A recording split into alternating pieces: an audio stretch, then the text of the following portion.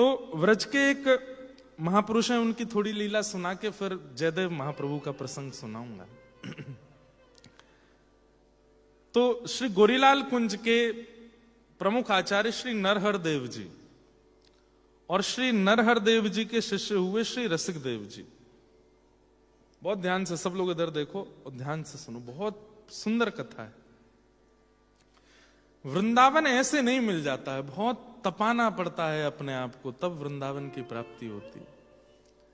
जिन लोगों को केवल 2 घंटा सत्संग सुनने में सुख मिलता है और फिर ऑस्ट्रेलिया में रहने में भी अच्छा लगता है यहां से जाने की, वो लोगों के लिए ये प्रसंग वैसे नहीं है। पर जो तड़प रहे हैं वृंदावन के लिए वो जरूर सुनो। वृंदावन के लिए तपना तो पड़ता है। तो नरहर देव जी के शिष्य थे श्री रसिक देव जी। रसिक देव जी अपने गुरु जी की बड़ी सेवा करते थे, अपने गुरु को सर्वस्व मानते थे। नरहर देव जी अपनी सेवा और अपना पूरा गोरीलाल कुंज अपने किसी शिष्य को देना चाहते थे, पर शिष्य का परख कैसे करूं कि कौन श्रेष्ठ है। हर गुरु को चाहिए, हर माता पिता को चाहिए और हर गुरु को चाहिए अपने बालकों की परीक्षा लेते रहा करो, वो योग्य हैं कि नहीं, आपकी संपत्ति के, आपकी परिस्थिति के, आपकी व्यवस्था के। इतना ज्यादा इकट्ठा मत करो उनके लिए, पहले उनका परीक्षण करो, वो पात्र हैं कि नहीं। पुत्र तो बन गए, पुत्री तो बन गए, पात्र नहीं बने तो कुछ भी मत देना उनको, बर्बाद कर देंगे सब। श्री नरहर देव जी देख रहे हैं कि इन सब शिष्यों में मेरा श्रेष्ठ कौन है। तो रसिक देव जी के स्वभाव, व्यवहार और मन से पता तो चल रहा था कि ये योग्य है। गुरु जी के आगे नजर नहीं उठाते थे, ज्यादा बोलते नहीं थे, संकोच करते थे। इन सब व्यवस्थाओं से पता चल रहा था कि ये योग्य है। लेकिन परीक्षा लेनी थी। क्या परीक्षा ली? अपने एक शिष्य को बुला करके कहा, बोले कल से तुम एक काम करोगे। बोले क्या? इसकी झूठी झूठी शिकायत करना मेरे से। गुरुजी बोले अरे ये तो हमारे बड़े गुरु भाई रसिक देव जी हैं, इनमें तो कोई दोष ही नहीं है। बोले भले ही दोष नहीं है फिर भी तुम झूठी शिकायत करोगे, मेरी आज्ञा है, अगर तुमने ऐसा नहीं किया तो मैं तुमको निकाल दूंगा।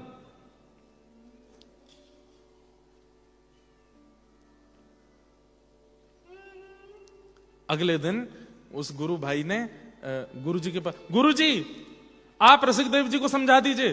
बोले क्यों, क्या किया? बोले ये हमारे ऐसे बर्तन फेंक देते हैं, कभी हमारे वस्त्रों को इधर उधर कर देते हैं, हमको बहुत छेड़ते हैं, भोजन भी ढंग से नहीं करने देते, ये नहीं करने देते। इतनी शिकायत की। रसिक देव जी आए, जी गुरु जी आज्ञा। बोले ये सब क्या कह रहे हैं? तो शिकायत हुई तो शिकायत में भी सफाई नहीं दे रहे। गुरुदेव मैं क्षमा प्रार्थी हूं, मुझसे अपराध बन गया होगा, जबकि किया कुछ नहीं था उन्होंने, लेकिन इतने संकोच में कि बन गया होगा कोई अपराध मुझसे, क्षमा करें। एक दिन निकला, फिर अगले दिन फिर उस शिष्य को गुरुजी ने कहा फिर से इसकी झूठी शिकायत करो मुझसे। फिर से उसने जाके झूठी झूठी कहा ऐसे ऐसे करते हैं रसिक देव जी, देखो ऐसे कर रहे हैं, ऐसे कर रहे हैं। फिर गुरुजी ने बुलाया, रसिक देव तुम नहीं सुधरोगे, गुरुजी क्षमा कर दें, आगे से नहीं होगा। गुरु भाई की भी क्षमा मांग ली। अब उन गुरु भाइयों को बड़ी दिक्कत होती थी। आप सबसे प्रार्थना बहुत ध्यान से, और आगे वाले भाव उठे नहीं, बस इतना प्रार्थना है हमारी।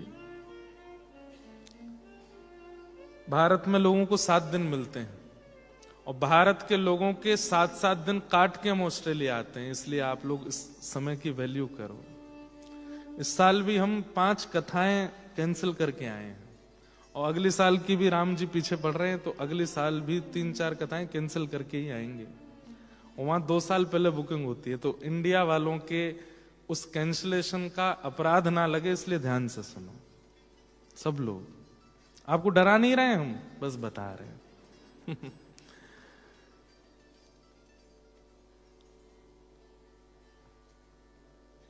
क्योंकि ऐसे प्रसंग मेरे को फिर याद आते नहीं बार बार।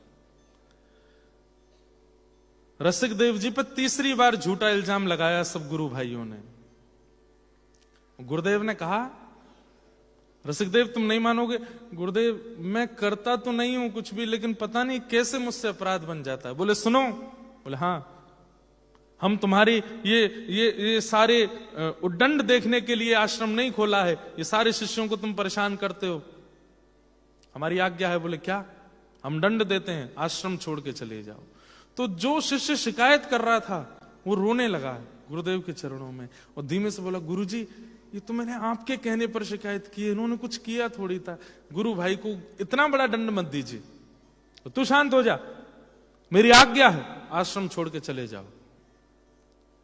रसिकदेव जी बोले, गुरुदेव मेरे नेत्रों को आपको देख के सुख मिलता है, आपकी वाणी सुन के मेरे कानों को सुख मिलता है, आपके प्रसाद के बाद उच्छिष्ट बचना मेरा पाना, उससे मेरा पेट भरता है, मैं कहां जाऊंगा, अनाथ हूं नाथ, आपके अलावा कोई नहीं है मेरा। अच्छा, अपने गुरुदेव से झुरे लड़ाता है, निकल जा बाहर। रसिकदेव जी, सब गुरु भाई रो रहे हैं और श्री रसिकदेव जी छोड़ करके चले गए आश्रम। पूरे आश्रम में गुरु शिष्यों में शोक का माहौल हो गया कि उन्होंने तो कुछ किया ही नहीं था, गुरुजी की आज्ञा से हम शिकायत करते थे और गुरुजी ने ऐसा दंड दिया। रसिकदेव जी बेचारे यमुना तट पर रहते हैं, रोते रहते हैं कि पता नहीं क्या अपराध बन गया। हे यमुना जी, हे रजरानी, हे श्री वृंदावन, मेरे गुरुदेव बहुत नाराज हैं मुझसे, आप कृपा कीजिए ना कि मैं उनके योग्य बन जाऊं।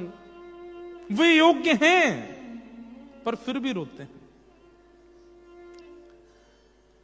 बाकी के जो गुरु भाई थे वो कभी कभी छुपके से मिलने जाते थे, पूछते थे, गुरुदेव का क्रोध शांत हुआ? नहीं, आज भी आपका नाम कोई बोल दे तो लाल हो जाता है उनका चेहरा।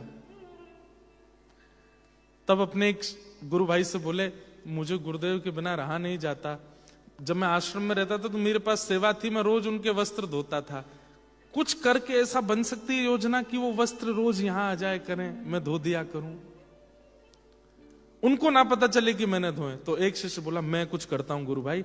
तो गुरुजी सुबह सुबह नरहर देव जी जब स्नान करते तो जिस बालक के पास वस्त्र धोने की सेवा थी वो वस्त्र लेके जाता और अगले दिन देने हैं गुरुजी को, सीधा जमुना जी, और गुरु भाई रसिकदेव जी को देता। रसिकदेव जी उन वस्त्रों को पहले प्रणाम करते, वंदन करते, माथे से लगाते, फिर उनको धो के सुखा करके उन पर इत्र लगा के व्यवस्थित करके बहुत सुंदर सजा के शाम को अपने गुरु भाई को दे देते। अगले दिन वो गुरुजी को मिलते तो गुरुजी वस्त्र देख के बोलते, वाह बहुत बढ़िया सेवा करते हो तुम, ऐसी सुगंधी वस्त्रों में से आ रही है, इत्र लगा के इतना बढ़िया सब कुछ कलप वलप लगा के। एक दिन, 2 दिन, 10 दिन, 12 दिन, 15 दिन, गुरुदेव के चित्त में सात्विक भाव प्रकट होने लगे। गुरुदेव समझ गए कि इनमें से किसी में इतनी सामर्थ्य नहीं है कि मेरे वस्त्रों को स्पर्श करे और मुझ में सात्विक भाव आवे। कहीं ऐसा तो नहीं है रसिकदेव मेरी सेवा करता हो। तो वो जो शिष्य वस्त्र धोता उसको बोला, ए सुनो इधर आओ, तुमको सौगंध है, सत्य बताना वस्त्र कौन धोता है? गुरुदेव मैं ही तो। बोले, मैं सत्य जानता हूं और तुमको पता है कि दंड देता हूं, तो मैं क्या दंड दूंगा? सत्य बताओगे तो बच जाओगे और झूठ बोला तो फिर रसिकदेव की तरह तुमको भी बाहर कर दूंगा। गुरु भाई रसिकदेव जी ही धोते हैं, मैं नहीं धोता। गुरुदेव ने कहा, उसको वस्त्र देने की हिम्मत कैसे हुई? जब मैंने आश्रम से निकाल दिया तो तुम उसको वस्त्र क्यों देते हो? वे कह रहे थे कि वो रह नहीं पा रहे आपकी सेवा के बिना। सुनो, उसको जाकर के कह दो गुरुदेव की आज्ञा है, वृंदावन छोड़ के चला जाए। शिष्य रोने लगे, गुरुदेव आप इतने निष्ठुर क्यों हो रहे हैं? उन्होंने तो कुछ किया ही नहीं है। बोले, मेरी आज्ञा मानो, बस उसको कह दो वृंदावन छोड़ के चला जाए। आज वही शिष्य जब आया तो रसिकदेव जी बोले, गुरु भाई वस्त्र दो ना, मैं प्रणाम कर लूं गुरुदेव को। रसिकदेव जी, आज गुरुदेव को सत्य पता चल गया कि आप वस्त्र धोते हैं और उन्होंने वस्त्र देने से मना किया और आपको एक और दंड दे दिया। बोले, क्या? गुरुदेव ने कहा है कि वृंदावन छोड़ दो। अब तो रसिकदेव जी पछाड़ खा के गिरे। बोले, मैं गुरुदेव के बिना ही मेरे प्राण सूख रहे थे, एक वृंदावन ही तो था, ये यमुना जी, रजरानी, वृंदावन की सघन कुंज ही तो थी जिनको देख के मैं जी रहा था। गुरुदेव ने कह दिया इसको भी छोड़ दूं। गुरु आज्ञा मान करके वृंदावन से चले गए और मथुरा में रहने लगे। रसिक देव जी का व्यवहार, स्वभाव और उनकी पदरचनाएं इतनी सुंदर थी कि अनेक वैष्णव उनका दर्शन करने जाते थे। अब जाते थे तो कोई दक्षिणा चढ़ाता, कोई कुछ देता।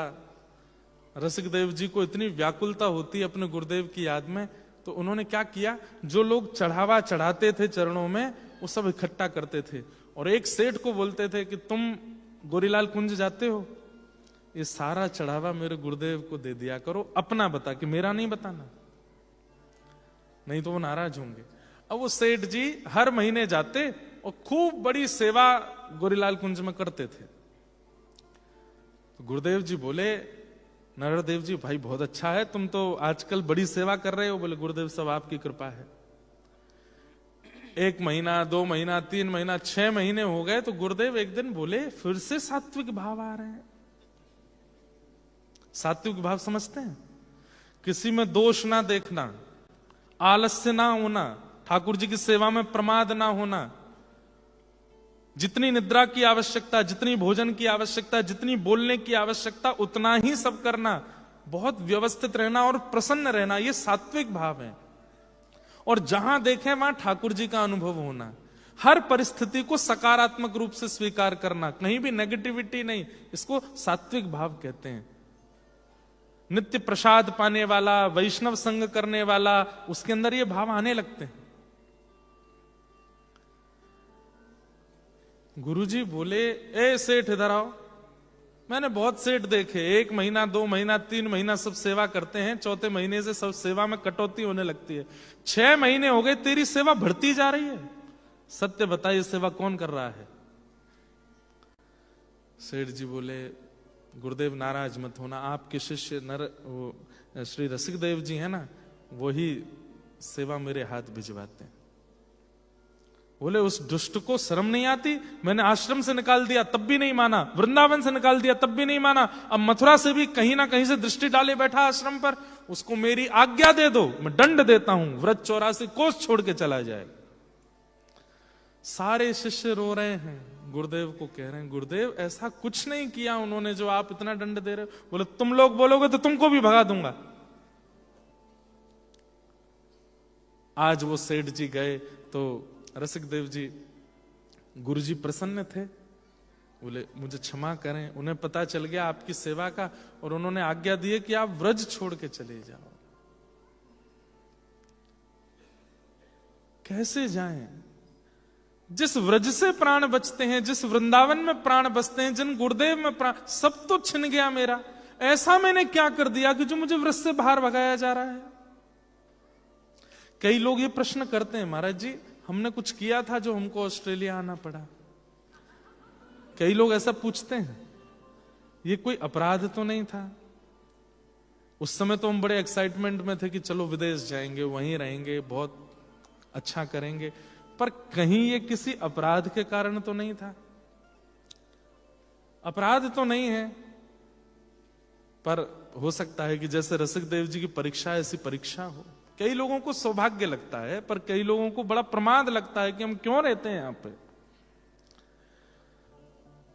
अपने गुरु की आज्ञा मान के रोते रोते रोते व्रज को प्रणाम करके रसिक देव जी चले गए। बुंदेलखंड मध्य प्रदेश के निवासी थे, बुंदेलखंड चले गए। और जब से व्रज छोड़ा, अन्न छोड़ दिया, केवल फल पाकर के रहते हैं। किसी ने कहा कि प्राण चले जाएं, बोले प्राण नहीं जाने दूंगा। बोले क्यों? बाहर आके प्राण नहीं, प्राण तो व्रज में ही जाएंगे, उसके लिए फल पाके रह लूंगा ताकि जीवित रहूं उस घड़ी के लिए कि मेरे प्राण जाएं तो व्रज में, गुरुदेव के चरणों में। बिना किसी अपराध के इतना बड़ा दंड मिला, व्रज छोड़ के उनको जाना पड़ा। 2-3 साल निकल गए बंधु। रसिक देव जी लोगों को भेजते हैं, मेरे गुरुदेव को देख के आओ, ठीक है, प्रसन्न है, मेरा नाम मत बोलना, उनको क्रोध आ जाएगा। 2-3 साल बाद नरहर देव जी यात्रा पर निकले। जैसे गुरुजन जाते हैं, ऐसे नरहर देव जी यात्रा पर निकले। कहां? बुंदेलखंड। पूरे बुंदेलखंड में महाराज सेवा के लिए सब लोग तत्पर हो गए, घरों से निकल के लोग आए, इतने बड़े संत वृंदावन से आए हैं। इनको रसिक देव जी को पता चला कि मेरे गुरुदेव आए हैं, तो बस कुटिया में बैठे बैठे रो रहे हैं और सबसे कह रहे हैं बताना मत कि मैं यहां हूं। मेरा नाम सुनते ही गुरुदेव का चेहरा सुकुड़ जाएगा। बुंदेलखंड में आके गुरुदेव ने अपना स्थान जमाया। यहाँ नरहरदेव जी बस कभी झरोके से देख जाते हैं, कभी पेड़ के ऊपर बैठ के अपने गुरुदेव को देख जाते हैं। जहां से वो निकल के गए वहां की रज को माथे से लगाते हैं। विश्वास और श्रद्धा देखो आप, यहां पर एक कोई गलती कर दें तो विश्वास सबसे पहले टूटता है। सबसे पहले उस व्यक्ति में दोष दिखने लगते हैं, अवगुण दिखने लगते हैं, उसी के बारे में ही उल्टा सीधा भाव मन में आने लगता है। ऐसे वृंदावन नहीं मिलता।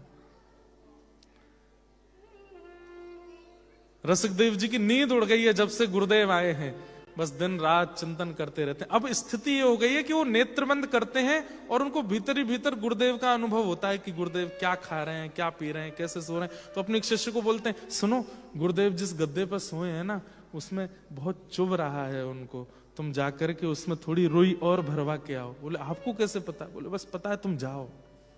दौड़ के वो जाते और उनको तो नहीं पता था कि रसिक देव जी के यहां से आए। तो गुरुदेव आपका गद्दा ठीक है जिसमें आप शयन कर रहे हैं?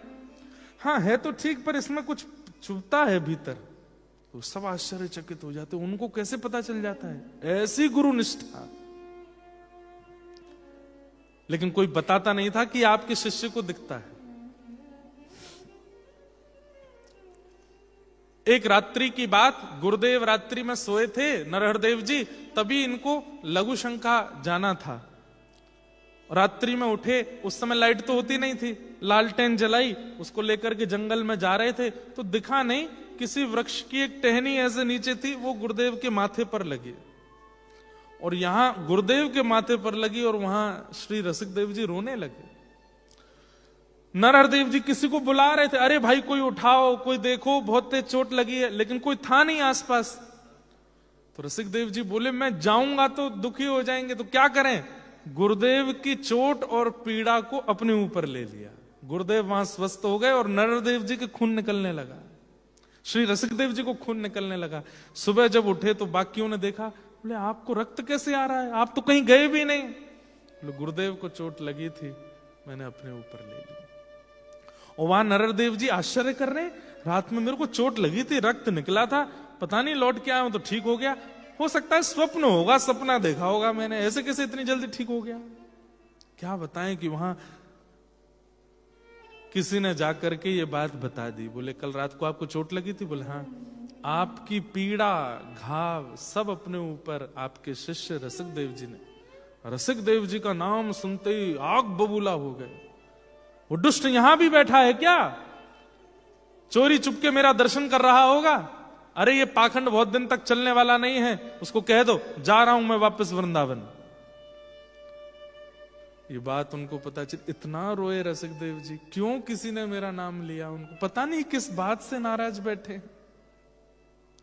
बंधुओं, सब नरहरदेव जी को केवल समझाने आते हैं कि आपका शिष्य ऐसा नहीं है। शिष्य तो, संत तो, रसिक तो, महात्मा तो, सब उनको कहते हैं आप इतना क्रोध क्यों करते हैं उसका नाम सुन के? लेकिन पता नहीं कैसी जिद अड़े हुए हैं। आज जब ये लौट करके वृंदावन आए और वृंदावन में आके जैसे ही गोरीलाल जी की सेवा में गए, पर्दा लगाया तो क्या देखा कि दोनों प्रिया प्रियतम नेत्रों से अश्रु बहा रहे हैं।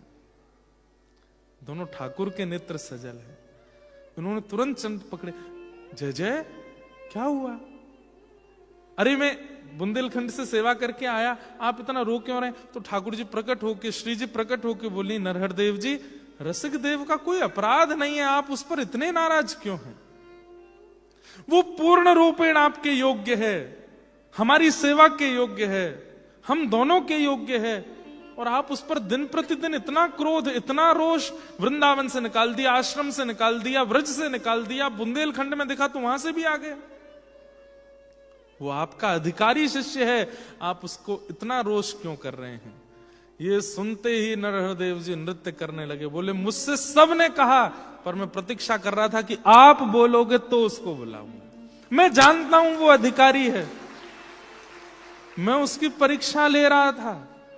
और उसकी परीक्षा नहीं, मैं सबसे एक प्रकार से सुनना चाहता था। मैं दिखाता था कि मुझे क्रोध आता उसका नाम सुन के, पर मन ही मन में खुश हो रहा था। पर मेरे मन में एक ही बात आ रही थी, इन संत ने कहा, उन संत ने कहा, उसकी बड़ाई उन्होंने की, सब शिष्यों ने की, पर जब तक मेरे गोरीलाल बिहारी नहीं करेंगे तब तक मैं नहीं बुलाऊंगा। ये जिद मेरी केवल आपसे बुलवाने की थी। अब आपने कह दिया कि वो मेरा अधिकारी है, अब मैं उसको। तब फिर बाहर निकल के गुरुदेव ने कहा, अरे कोई दौड़ के जाओ, हो गया रोष खत्म, हो गया मेरी परीक्षा पूर्ण, अब बुला करके लाओ रसिकदेव को। वृंदावन से महाराज भागे हैं सारे शिष्यगण और जाकर के बुंदेलखंड पहुंचे। रसिकदेव जी को उठा लिया, बोले कि अब विरह पूर्ण हो गया, समाप्त हो गया, हृदय से लगा लिया। बोले क्या हुआ? बोले गुरुदेव ने बुलाया है आपको। आहा, रोते पड़ते गिरते हुए श्री रसिकदेव जी वृंदावन आए। और वृंदावन में बंधु आज तक सुना होगा कि आचार्य का स्वागत शिष्यों ने किया, पर अपने शिष्य का स्वागत आज आचार्य कर रहे हैं। दौड़ करके हृदय से लगा लिया। गुरुदेव मेरा अपराध? बोले कोई अपराध नहीं था, पर मैं चाहता था, मैंने स्वीकार किया। मेरे स्वीकार किए गए शिष्य को जब तक ये दोनों स्वीकार नहीं करेंगे तब तक मैं परीक्षा लूंगा। अब इन्होंने स्वीकार कर लिया है।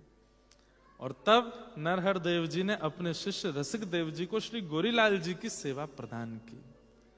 आज के गुरु जी इतनी परीक्षा ले लें तो शिष्य कोर्ट में भेज देगा गुरु जी को, लेकिन इतनी परीक्षा के बाद तब वृंदावन प्राप्त हुआ।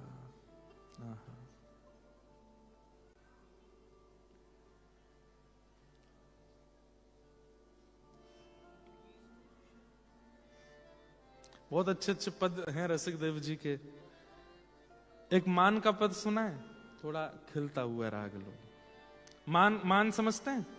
श्री जी मान करती हैं, ठाकुर जी मनाते हैं, तो उसका मान का पद श्री रसिकदेव जी गा रहे हैं।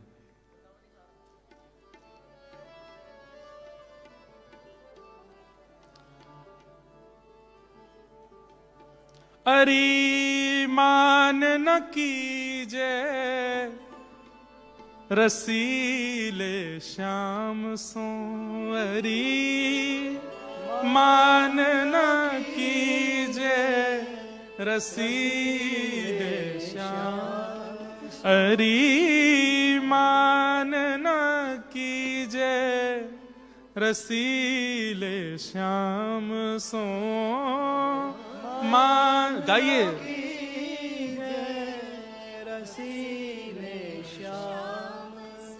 सखियां सब किशोरी जी को समझा रही हैं, रूठ के बैठ गई हैं। ठाकुर जी मना रहे हैं, तो तब भी जब किशोरी जी नहीं मानती तो फिर ठाकुर जी सखियों के पास जा रहे हैं। वो देख लो काय बात पे नाराज है। एक बात तो पता क्यों नाराज हुई थी? ठाकुर जी एक नीली मणि पहन करके आ गए और जैसे किशोरी जी के सामने आए तो किशोरी जी नाराज हो गई। ठाकुर जी ने खूब पूछा, नहीं बताया। तब ललिता जी गई, बोले काय बात पर नाराज? बोले कि अपने हृदय में एक मणि पहन के आए, उस मणि में एक गोपी का चित्र बना हुआ है, कौन गोपी है वो पूछ के आओ। तो ललिता जी गई ठाकुर जी के पास, हैं कौन सी मणि पहन के आयो, कौन सी गोपी पहन के आयो चित्र में, दिखाइयो ने। जैसे ललिता जी ने मणि देखी तो मणि में प्रतिबिंब था, मतलब जो देखेगा वही दिखता है उसमें। तो ललिता जी, अरे ये तो मैं हूं। बोले अब कहा बताऊं, किशोरी जी ने खुद को देख लियो या हमें। कितनी बोली है, अपना ही प्रतिबिंब देख करके ठाकुर जी से मान कर रही हैं। तब ठाकुर जी गए और जाकर के बोले, अरे श्री जी देखियो देखियो ने क्या, गोपी को देखो तो सही। किशोरी जी ने ऐसे देखा, अच्छा जैसे मैं टेढ़ी नजर से देख रही हूं ये भी मुझे टेढ़ी नजर से देख रही है। ठाकुर जी बोले, अरे मेरी भोली भारी लाली, अरे मेरी श्यामाजू जी आप ही हो, कोई और नहीं है। सोई शर्मा के भाग्य, अच्छा जो मैं ही हूं।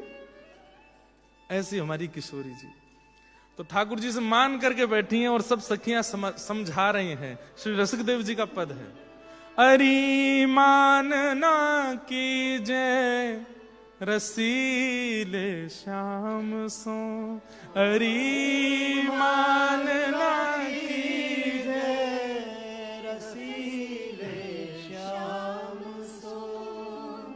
तुम तो हो लालन की अखियां, तुम तो हो लालन की अखियां, बंधे तिहारे दाम सो, बंधे तिहारे दाम। अरे श्यामाजू बेचारे वह कन्हैया के नेत्रन में आप ही बसी रहो, वो जहां देखे वहां आपको ही ढूंढते रहे, और आप ऐसी नाराज है जाए उनसे, वो तो आपसे बंधे हुए हैं। अरी मान ना कीजय रशीले श्याम सो, मान न कीजे, रसीले श्याम सो। श्री रसिक बिहारिनी जान अपन पो, रसिक बिहारी जान अपन पो, बिहसी मिली पिय धाम सो, बिहस मिली पिए धाम सो। हरि मान ना कीजे रसीले श्याम सो, मान न कीजे, रसीले श्याम। ऐसे श्री रसिक देव जी सुंदर सुंदर उन्होंने पद श्री ठाकुर जी और प्रिया जी के सुंदर भाव के गाए हैं। उन्हीं का भाव हम लोग अभी सुन रहे थे। तो वृंदावन इतना सामान्य नहीं है। एक और सुंदर पद है इनका, बहुत सुंदर पद है। मैं सोच के नहीं आया था ये सुनाना, पर अब आ गई है भाव। बोले अगर किसी ने ठाकुर जी को देख लिया तो क्या होगा, उसके ऊपर पद लिखा है, लखी जिन लाल की मुस्कान। लखी, लखी मतलब देखी, लाल की मुस्कान। तिनहि बिसरी वेद विधि जप, तिनहि बिसरी वेद विधि जप, जोग संगम ध्यान। जोग संगम ध्यान। लखी जिन लाल की मुस्कान, लखी जिन लाल की मुस्कान। लोग बाग ऑस्ट्रेलिया में या कहीं भी पूछते हैं, महाराज हमको व्रज मिलेगा? ऐसी पद रचना कर पाओगे? इतना विरह सह पाओगे? अपने गुरु की इतनी सेवा कर पाओगे? इतने दिन का गुरु का बेवजह का क्रोध सह पाओगे? इतना तप पाओगे? तो वृंदावन मिलेगा। लोग बाग कोई कहते हैं महाराज जी ब्रजवासियों को इतना पूजते क्यों हैं सब लोग? पूर्व जन्म में कुछ भला किया उन्होंने, तब जाके व्रज में जन्मे हैं, इसलिए पूजनीय होते हैं। ठाकुर जी कृपा से जन्मे। नेम व्रत आचार पूजा, नेम व्रत पाठ गीता ज्ञान, पाठ रसिक भगवत द्रगदई, रसिक भगवत असी ऐच के मुख म्यान, ऐच रसिक देव जी की बात सुनो तो इधर देखना। रसिक देव जी कहते हैं ठाकुर जी पर एक धनुष बाण है। बोले क्या? बोले ये जो बौं है आईब्रोज, ये उस धनुष का वो दो आकृति, जैसे धनुष की आकृति होती है, ये ठाकुर जी की धनुष है। और उस धनुष की जो प्रत्यंचा होती है, जिस पे धागे पे रखते हैं, वो ठाकुर जी के ये हैं। ये ठाकुर जी का धनुष है और ये ठाकुर जी की प्रत्यंचा है। बोले जब खिंच जाती है और खिंच करके जैसे ही मोती जैसे बिंदु दिखने लगते हैं, दंतावली दिखने लगती है, और उसके बाद वो कुछ कह देते हैं, बस वहीं से बाण निकलता, सामने वाला घायल, खत्म। रसिक भगवत द्रग दई असि ऐंच के मुख म्यान, लखी जिन लाल की मुस्कान, लखी जिन लाल की मुस्कान, हाँ लखी जिन लाल की मुस्कान।